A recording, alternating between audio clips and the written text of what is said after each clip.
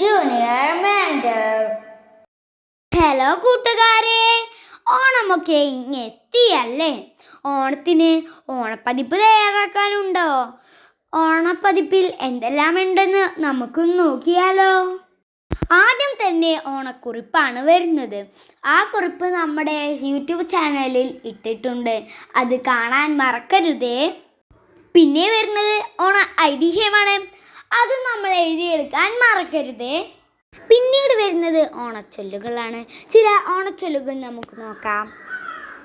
കാണം വിറ്റും ഓണം ഉണ്ണണം, അത്തം പത്തിന് തിരുവോണം. ഓണത്തിനിടയിലാണോ പുട്ടുകച്ചവടം? ഓണം കേറാമൂല, അത്തം കറുത്താൽ ഓണം വെളുക്കും.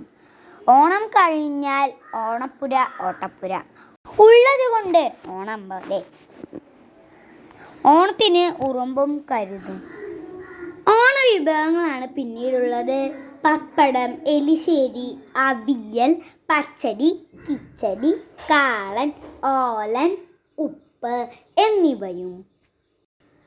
പുളിയിഞ്ചി, നെയ്യ്, പരിപ്പ്, കായ വറുത്തത്, പായസം, മസാലക്കറി, കൂട്ടുകറി എന്നിവയും ഓണവിഭവങ്ങളിൽ എഴുതാം. ഓണക്കളികളും ഓണച്ചിത്രങ്ങളും നിങ്ങൾ ഉൾക്കൊള്ളിക്കുമല്ലോ. ഇതുപോലുള്ള പതിപ്പുകൾ വേണമെങ്കിൽ കമൻറ്റ് ചെയ്യണേ. Thank you.